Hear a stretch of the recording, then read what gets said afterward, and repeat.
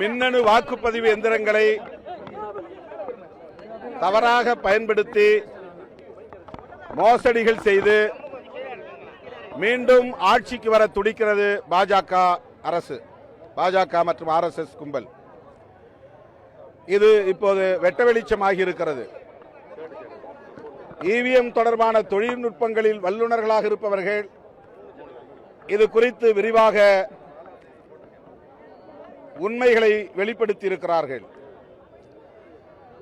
கடந்த 2019ஆம் ஆண்டு நடைபெற்ற நாடாளுமன்ற பொதுத் தேர்தலில் பாரதிய ஜனதா ஆட்சிக்கு வந்ததே EVM என்கிற மின்னணு வாக்குப்பதிவு இயந்திரங்களில்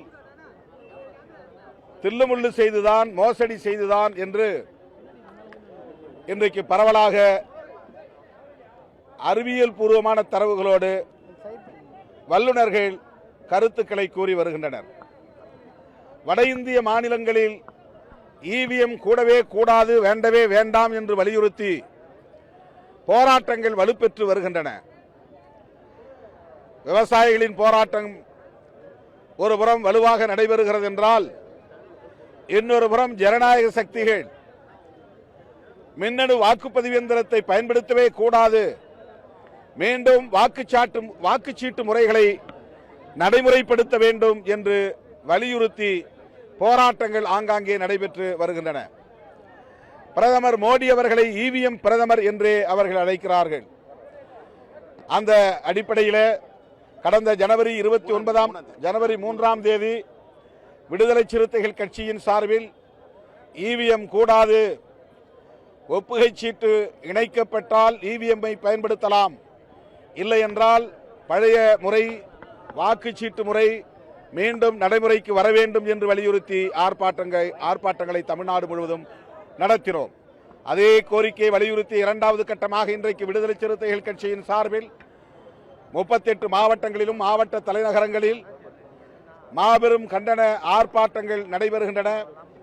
சென்னையிலே நடைபெறும் இந்த ஆர்ப்பாட்டத்தில் தோழமை கட்சி தலைவர்கள் தோழர் G. ராமகிருஷ்ணன் அவர்களும் தோழர் மு. வீரபாண்டியன் அவர்களும் திரு ஐயநாதன் அவர்களும் காந்தராஜ் அவர்களும் பங்கேற்று கருத்துரை வழங்க இருக்கிறார்கள். இந்தியா கூட்டணி கட்சிகள் அனைத்தும் ஒருமித்த கருத்தின் அடிப்படையில் EVM-ஓடு 100 விழுக்காடு VVPAT என்று சொல்லப்படக்கூடிய ஒப்புகை சீட்டுகளை இணைத்து தேர்தலை நடத்த வேண்டும், அந்த ஒப்புகை சீட்டுகளை வாக்குப்பெட்டியில் போடுவதற்கு உரிமை அளிக்க வேண்டும், அதனை எண்ணி தேர்தல் முடிவுகளை அறிவிக்க வேண்டும் என்று தீர்மானங்கள் நிறைவேற்றப்பட்டிருக்கிறது. இந்தியா கூட்டணியின் தீர்மானத்தை மீண்டும் வலியுறுத்தக்கூடிய வகையில் இன்றைக்கு விடுதலை சிறுத்தைகளின் இந்த ஆர்ப்பாட்டம் நடைபெறுகிறது. தொடர்ந்து ஜனநாயக சக்திகளை ஒருங்கிணைத்து EVM-க்கு எதிரான விழிப்புணர்வை மக்களிடத்தில் எடுத்துச் செல்வோம் என்பதையும் தெரிவித்துக் கொள்கிறேன்.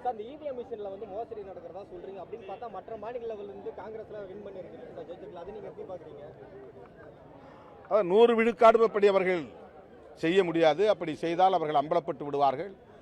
ஆகவே அப்படி மக்கள் சந்தேகப்படாத அளவுக்கு தில்லுமுள்ளு செய்கிற வித்தைகளை உத்திகளை அவர்கள் கையாளுகிறார்கள். இந்த தேர்தலில் கட்டாயம் அதை அவர்கள் கையாளுவதற்கான வாய்ப்பு இருக்கிறது. அந்த அடிப்படையில் தான் பிரதமர் மோடி அவர்கள் நாடாளுமன்றத்தின் மக்களவையில் நாங்கள் 370 இடங்களில் வெற்றி பெறுவோம், எங்கள் கூட்டணி 30 இடங்களில் வெற்றி பெறும், 400 இடங்களில் பெரும்பான்மை பலத்தோடு வெற்றி பெற்று நாங்கள் ஆட்சியை அமைப்போம் என்று அந்த நம்பிக்கையோடு தான் அவர் பேசியிருக்கிறார் என்கிற கருத்து இன்றைக்கு வலுவாக மக்களிடையே எழுந்துள்ளது. ஆகவே EVM எந்திரங்களை பயன்படுத்தி மோசடி செய்வதற்கு வாய்ப்புகள் உள்ளன என்பதை அது குறித்த தொழில்நுட்ப வல்லுநர்கள் ஆதாரங்களோடு நிறுவி வருகிறார்கள். அந்த அடிப்படையில் தான் இதை நாங்கள் முன்வைக்கிறோம்.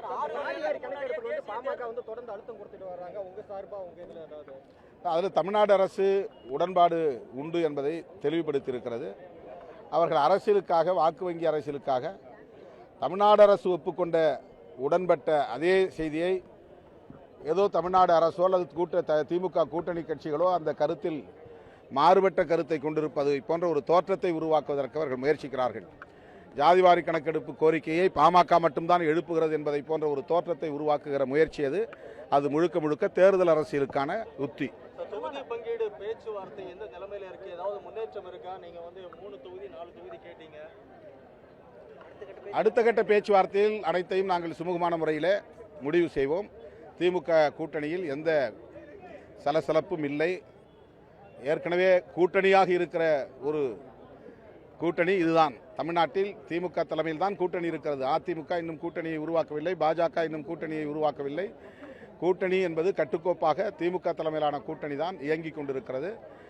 எங்கள் கோரிக்கைகளை நாங்கள் திமுகவின் பார்வைக்கு வைத்திருக்கிறோம்.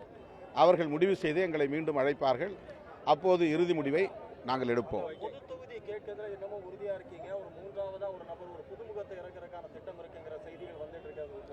இது எங்களுக்கான ஒரு ஜனநாயக கோரிக்கை. நாங்களும் அரசியல் கட்சி. எங்களை ஒரு முத்திரை குத்தி ஒதுக்குகிற முயற்சி தேவையற்றது. திரும்ப திரும்ப அதை ஒரு கேள்வியாக கேட்பது கூட தேவையற்றது என்று நான் கருதுகிறேன். விடுதலை சிறுத்தைகள் பிற அரசியல் கட்சிகளைப் போல ஒரு அரசியல் கட்சி. ஆகவே நாங்களும் கேட்கிறோம்.